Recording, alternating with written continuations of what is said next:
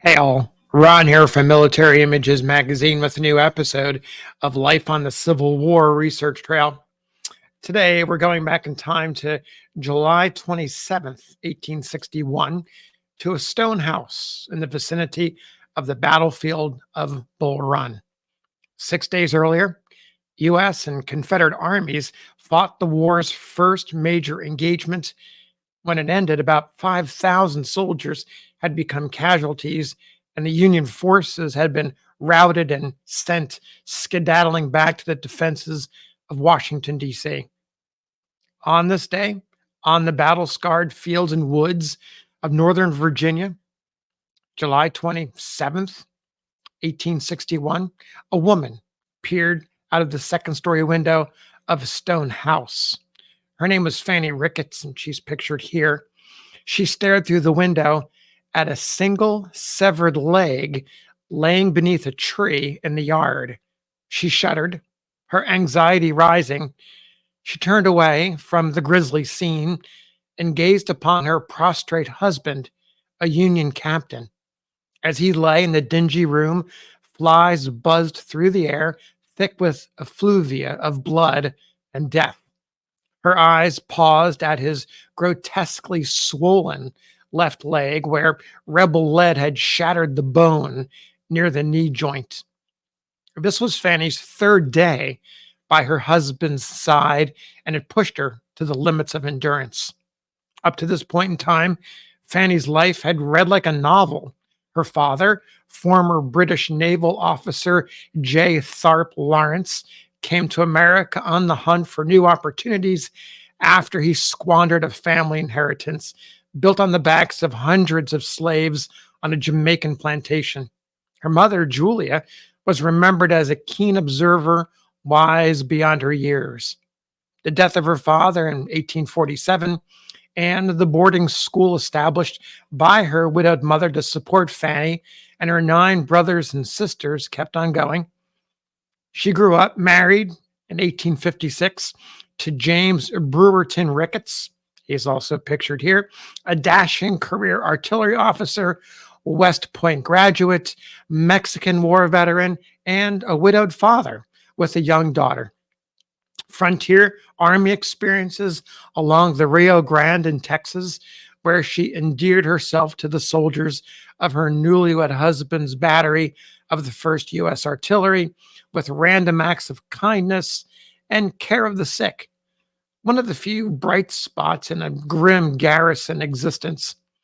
In late 1860, military officials summoned James and his men back east as growing political and military tensions inched the country closer to open hostilities. Meanwhile, in South Carolina, another battery of the 1st Artillery found itself at the center of conflict. Commanded by Major Robert Anderson, it garrisoned Fort Sumter. On April 12, 1861, rebel forces launched a massive bombardment of the fort that compelled Anderson's surrender and inaugurated civil war. In Washington, D.C., authorities moved quickly to establish a defensive perimeter. James and his battery numbered among the units detailed for this duty. Fanny took up residence in the city with their young daughter, who had been born in Texas. 3 months later, on July 21st, 1861, James and his men participated in that first large-scale battle of the war near Manassas Junction in Virginia, a mere 25 miles from the capital. Anxious Washingtonians learned of the stunning defeat of Union arms later that day as disorganized masses of exhausted soldiers stumbled back into the capital with the bad news. They also brought more bad news to Fanny that James had been killed. She listened at first with disbelief to vivid descriptions of his wounds and death. Then Colonel Edward D. Baker arrived with James's sword and a message. "Give this to my wife. Tell her I have done my duty to my country, and my last words are of her and our child." How Baker came into possession of the sword is not known, According to a wartime interview with Fanny, an unnamed comrade found James after he had been hit. "Take my sword," said he, "cut it off and carry it to my wife. I will never surrender it. Tell her I died defending the flag of my country." That comrade, unnamed, may have been Baker or someone who then passed the sword and message to Baker. Following this devastating news, Fanny met with one of James's subordinates, First Lieutenant Edmund Kirby. Choked with emotion, the young West Point graduate told Fanny of the fruitless search for his captain's remains. 2 days later, Fanny received a telegram that shed new light on James's fate. The sender, James S. Wadsworth, a volunteer aide to Union Army Commander Irvin McDowell, informed her that James had in fact survived the battle, suffered dangerous wounds, and fallen into enemy hands. He had in fact been injured in the arm, the shoulder, and the knee while in command of his battery. His cannon had also been captured. None of the men involved in this drama about the word of his death and then his wounding, Baker, Kirby, and Wadsworth, lived to see the end of the war. They all died. Less than 24 hours later, on the morning of July 25th, Fanny left her daughter in safekeeping and rode in search of James. Armed with a basket of food and a military pass, she departed Washington in a light carriage drawn by 2 horses and driven by a man with Southern sympathies. The carriage rolled through the Virginia countryside and passed into Confederate territory. At some point, Southern cavalrymen rushed the vehicle, shouts and curses spewing from their mouths like artillery fire. "Shoot her! She is a damned Yankee! Shoot her!" they screamed with pointed muskets. They did not shoot. Following a tense negotiation, they allowed Fanny to continue on her mission of mercy. There were more stops and starts through the day and into the evening before she arrived at the headquarters of Brigadier General Joseph E. Johnston, the Confederate who had played a critical role in the victory at Manassas. The general and his subordinates received Fanny with restrained courtesy, informed her of James's whereabouts, and provided her with lodging for the night. The next morning, Fanny set out for a short ride to Portici, a stately home occupied by Johnston during the battle and now a hospital. Human remains littered the grounds around the residence, including a pile of corpses rotting in the broiling sun that provided a feast for local hogs. She entered into a house of horrors and found some 40 men in various stages of life and death. Putrid smells struck her like a cannon blast. Blood streamed and pooled on the floors. One man lay on a table as medical personnel sawed off his leg. 2 more legs, previously separated from their owners, lay at the base of a staircase where she paused to allow attendants to pass with 2 bodies. Fanny made her way upstairs, her clothing flecked with gore as she turned into her husband's room. She found him on a stretcher, covered in blood, now 4 days after he had suffered his wounds. Thus began an 8-day ordeal at Portici as James clung to life. In her diary, Fanny never mentioned the injuries to his arm and shoulder, which suggests that they were in fact minor, but the swollen, distorted leg caused her grave concern. She feared the doctors would remove it. Quote, "One surgeon, the principal one, I understood, was heard to remark that he wished it was as easy to cut out a damned Yankee's heart as it was to cut off their legs," end quote, she told an interviewer later. James kept the leg, thanks in part to Fanny's care. With the help of other less seriously wounded prisoners, she cleaned the room using fireplace ash to absorb the blood on the floors before sweeping it away. A makeshift table constructed of 2 planks provided a semblance of home life. Kindly Confederates shared food and drink. During the wee hours of August 3rd, Fanny and James left Portici for Richmond. The departure could not come soon enough for Fanny, who knew that without proper nourishment and better care, James would likely not survive. The train trip to Confederate capital, Richmond, lasted all day and into the night.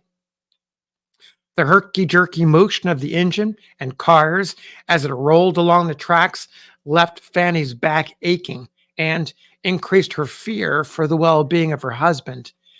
In a stop at the town of Gordonsville, a new enemy emerged in the form of curious citizens anxious to see captured Yankees. Fanny drew special attention because of her gender. Hate-filled townspeople filed aboard, tugged at her dress sleeves, and hurled insults and abuse. Finally, Fanny confronted the lieutenant in charge and asked him if he intended the car they occupied to be some kind of menagerie. The officer apologized and cleared the car. There were many more curiosity seekers in Richmond after the train arrived that night. After considerable delays, authorities transferred Fanny and James to the city poorhouse, which had been converted into a prison. Here, Fanny broke down for the first time since leaving Washington. She soon gathered herself together and made the best of a new situation. The conditions were miserable, though much better than the horrors of Portici, thanks in part to the assistance of the Catholic Sisters of Charity and other benevolent organizations and individuals in the city.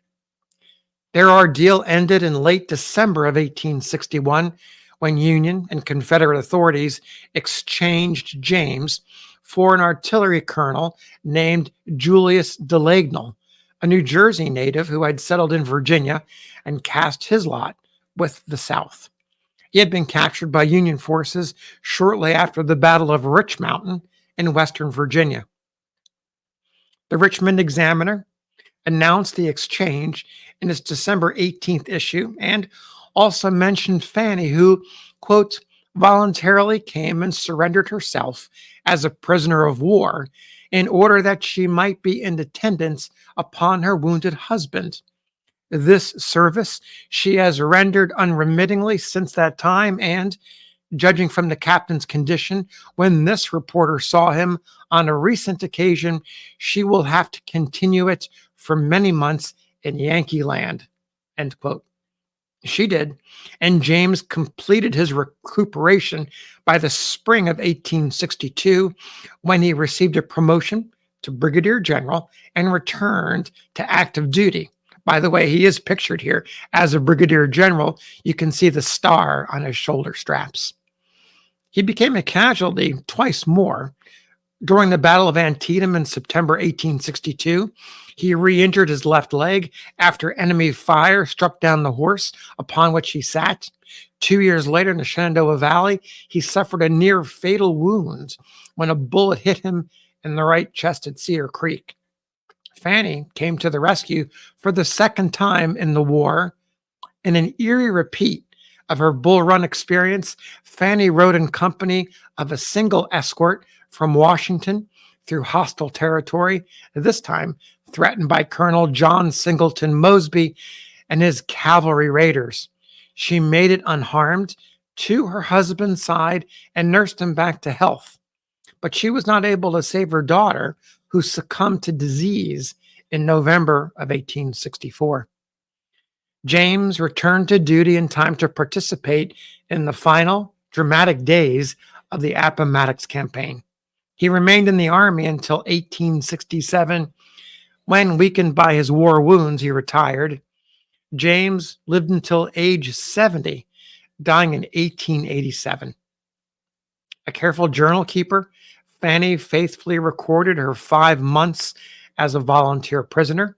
Much of this story, in fact, is taken from a transcript of that diary. The facts, as she noted them, are substantially the same as an interview published in at least 2 New York newspapers in June of 1862 and an 1867 book titled Women of the War. Fanny gave birth to 2 more children after the war, daughter Frances in 1867 and a son, Basil, in 1868. Both lived to maturity. Fanny remained in Washington after James died and lived a relatively quiet life until she passed in 1900 at age 66. Her remains were interred alongside James in Arlington National Cemetery. A reference to Fanny in a wartime newspaper article that described how she put her own life on the line to save James after First Bull Run speaks to her character. She was a, quote, heroine among the heroes of the war for the Constitution, end quote. So thanks for listening. We'll see you on the next episode of Life on the Civil War Research Trail.